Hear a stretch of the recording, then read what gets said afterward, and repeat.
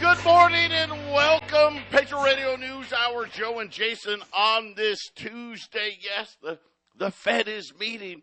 They're behind closed doors. They've had the food catered in, and they're sitting there talking amongst themselves about how wonderful they are because the headline inflation number, well, it came down just like we thought it would, but it was even lower, down to 4%.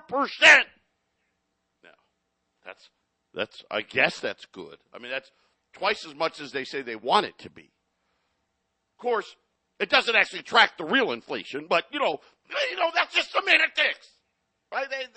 They thought very hard about this number. They came up with a bunch of complicated mathematical formulas that it took them decades to come up with.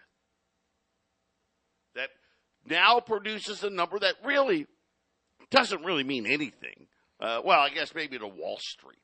But this 4% number, the headline number, that was the CPI number, way, way down from the 4.9% number we had last month. Of course, tomorrow, they're going to tell us their decision on interest rates.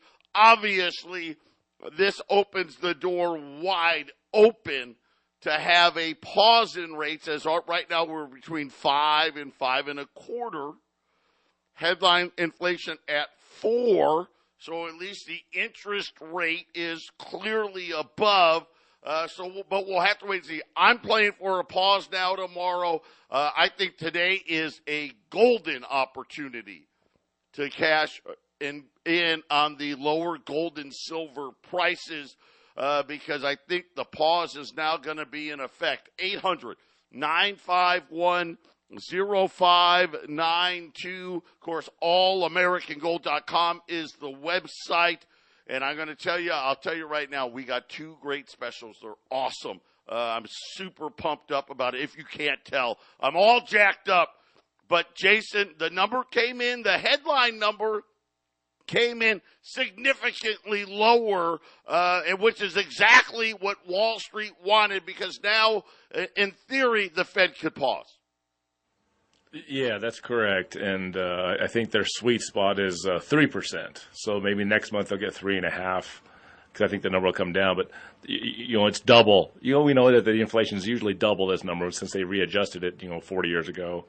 And 4% is actually 8%. So 8 is more than 2% above the 5.25, right? So if they get down to 3, then you double that, that's 6. And then there's your 2%, right, Joe? So there you go. You keep it, but that's to keep rates at 5.25, right? You can't lower the rates until it gets below that. So we'll see what happens. I feel like the struggle is going to be in a couple of months from now. We'll see if they can keep these numbers down, so they can do the pause for long term and maybe reduce, but. I don't have confidence that their inflation stopping situation has been successful yet until we get deep into the year, and that's when things get weird, Joe. I think they pause, and I don't think they raise or lower the rest of the year. I think they're going to be just slowly just tiptoeing around this situation, and recession's coming, job losses are coming. The desired result is they're going to get the job losses that they actually out loud said they wanted, Joe. So, and then that's not going to be good, right? That ain't going to be helpful to the average guy, right? I'm hearing stuff about cars and about homes and stuff, and it's that stuff is going downhill because, people are getting either less money for their job situation or they're getting released.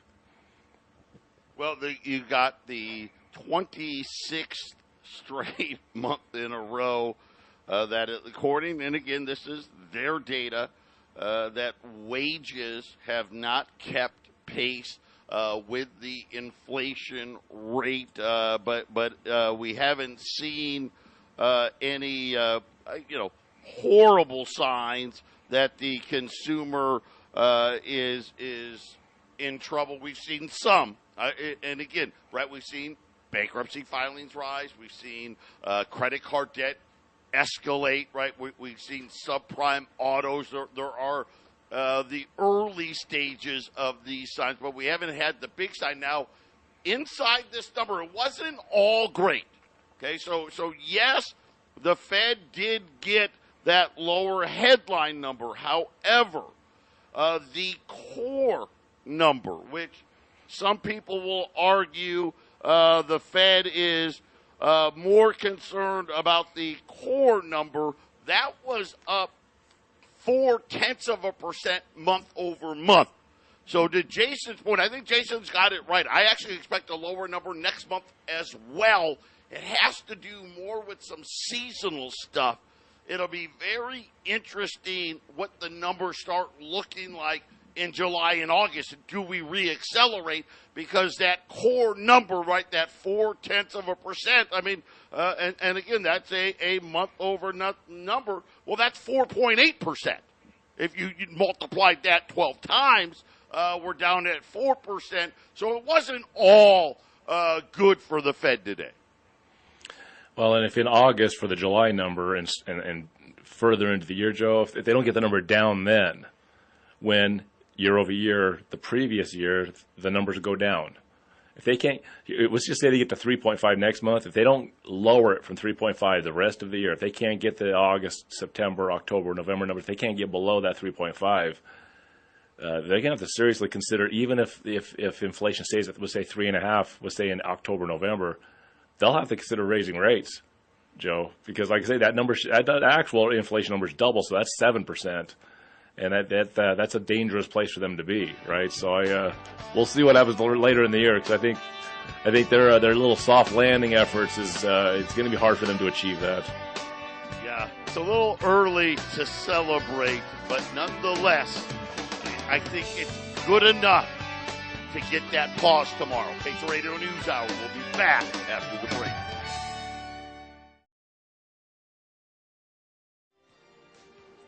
(800) 951-0592. Joe and Jason, Patriot Radio News Hour here on this Monday. A quick look here at the markets. The Dow's up about 180 points again. Excited about that headline inflation number coming in at only 4%. The S&P's up 30. The Nasdaq's up 100 points.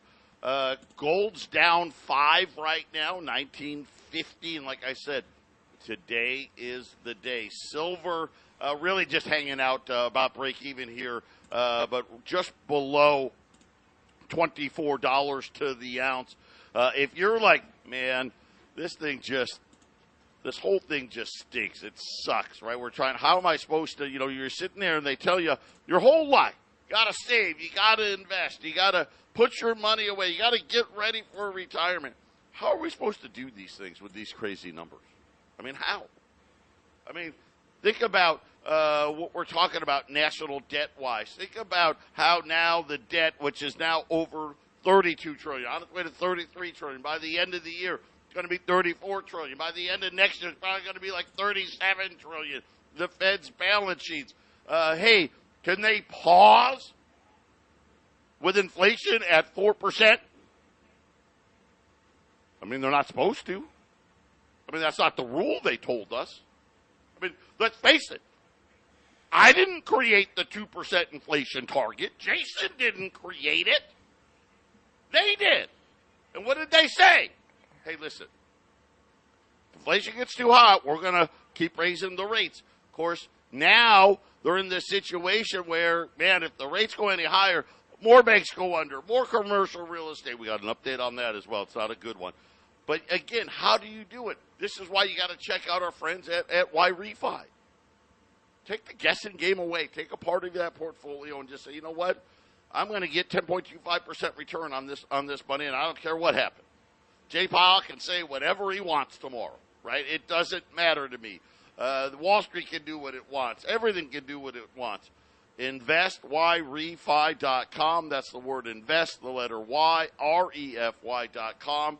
Or call them at 888-YRefi24. And you guys know you got to have at least $50K. That's the deal with YRefi. But again, it really is interesting as we sit here and talk about, hey, they could pause. They shouldn't, according to their rules, right? The rules are pretty, they got, the funny part is they say they only got 2 mandates. Obviously, we know they got more. because they saved the banks. A matter of fact, as we talk, banks are borrowing over $100 billion a day just to stay in business. I mean, that's happening right now. Wall Street's up 180 points because of that. Well, not because of that. Because they're saying the Fed won't raise tomorrow. But they're supposed to. Right? The unemployment rate is only 3.6%. Again, I don't make that number up. That's your number. I didn't say that inflation target 2%. I didn't have the mandate of full employment and stable pricing. Stable pricing, you define stable pricing at 2%. Well, it's double that. Of course, fake price, but so what? I mean, core, Jason, was up 0.4%. They should raise. They're not gonna. If they don't tomorrow, I'll tell you right now, that will tell you just how weak the system really is. And this is why I think it's a great opportunity, because I'm convinced now, I could be wrong, but I'm convinced, put me in that camp where they pause tomorrow, Jason. Well, and I think the verbiage will be, well, it's on its way down, so we can stop. They'll say, well, look, you see the trend from the last few months, it's on its way down. That'll be the verbiage. And once it's down a little bit more next month, which I think it will be, even with a pause, they'll be saying, look, we're doing the right thing. But I keep telling people it's all about the next few months, because these are year-over-year numbers. These numbers are computed in certain ways. The numbers can hide so much. Numbers are a way to really confuse people as to what's really going on, and they have an inflation problem that I think they really haven't wrapped their arms around completely.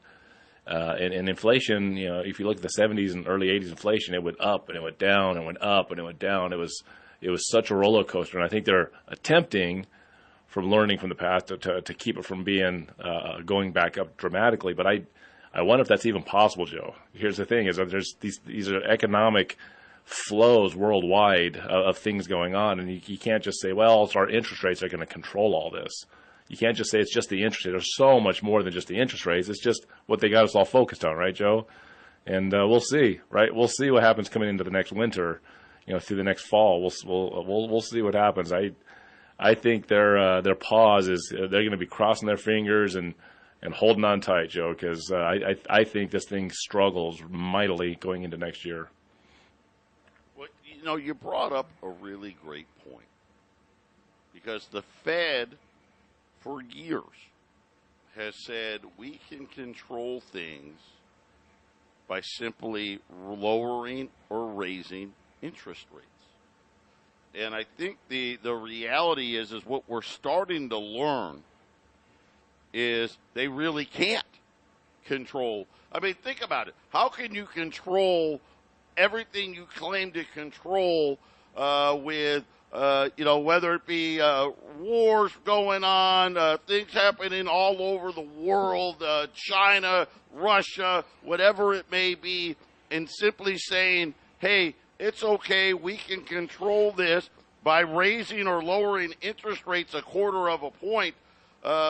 That's a fool's errand. That's a fool's errand. And again, we're starting to see that now, aren't we? They had 40 years. Really, I mean, think about it. Maybe close to 50 years where they had the same play. They ran the same play over and over and over again. By the way, and I should have done this earlier, congratulations to the Nuggets, right? I mean, they just whooped some tail. First championship after what? I forget, like 50 years, right? I mean, about as long as the Fed's been playing their same play.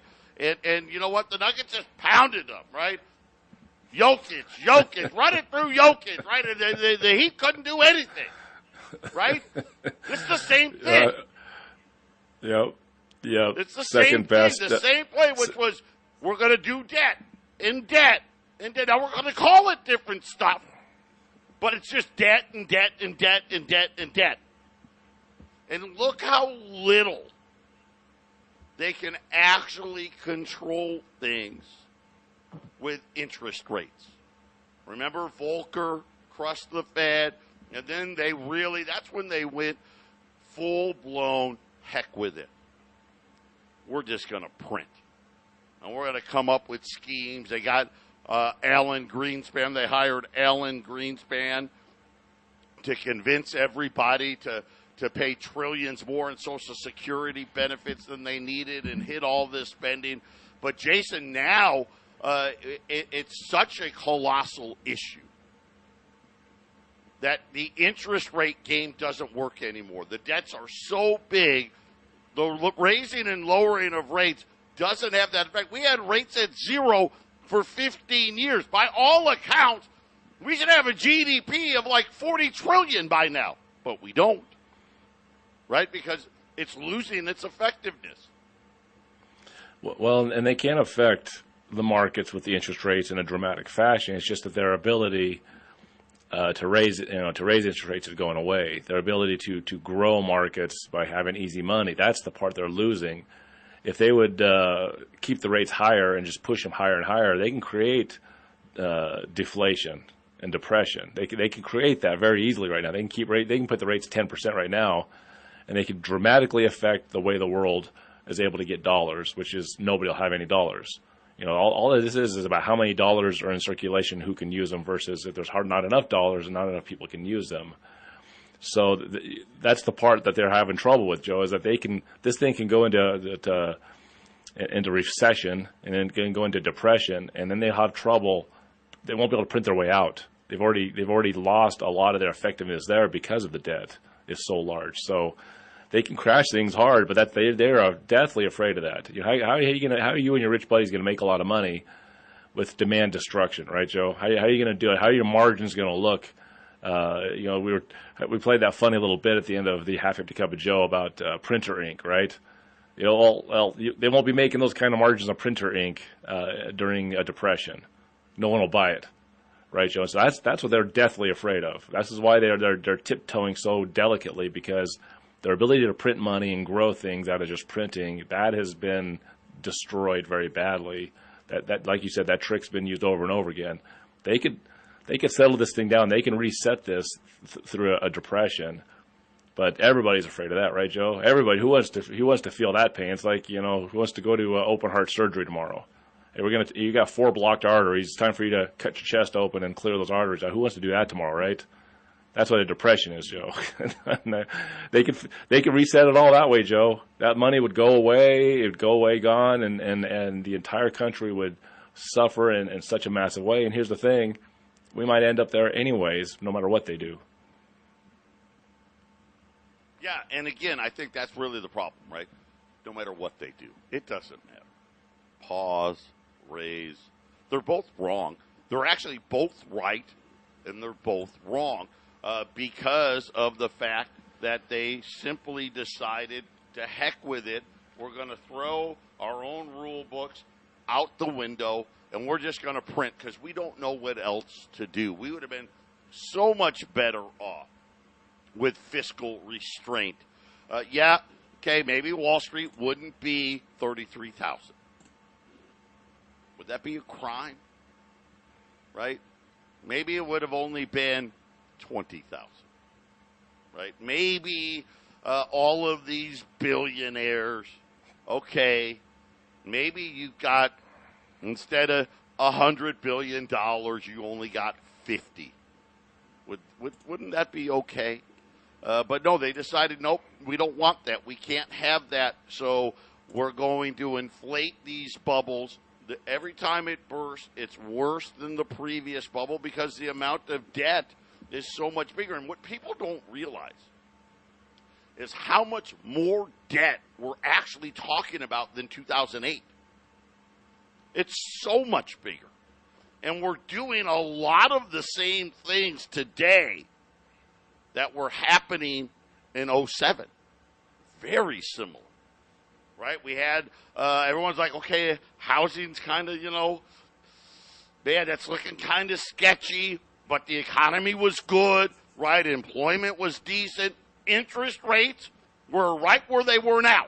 They were at 5.25. We're between 5 and 5.25. They're at the same spot now. And the Fed was saying the same thing. We may raise. We may not. We may raise. We may not. Don't worry about the banks. Now, we've already had some banks fail. We hadn't had that yet in 2007, right? And Wall Street, right? Remember, Wall Street, clueless. I think this whole thing, it's a shoestring that is holding this all together. It's bubble gum, and it's not even duct tape, because duct tape, you know what? Hey, duct tape's pretty good. We don't have it held with duct tape. No, we got a shoestring and bubble gum. And Jason, any one of these things, any one of these slip-ups, and the whole thing comes crashing down. And again, we've seen this play out so many times. The Fed is so ridiculous in everything they say. The rest of the world has no faith in them. Why should we? Right? Think about all the things that they've said that have just been idiocracy. And again, they speak out of both sides of their fanny. And the realities are, Jason, we have so much more debt today. I mean, 2007, we weren't even talking about $10 trillion. 8 or 9. Yeah. Fed didn't have it. Balance sheet was $700 billion. We're in the 40s, plus all the other programs the Fed's doing that we don't know about. We're probably closer to $50 trillion. Patriot Radio News Hour. Buy the tip.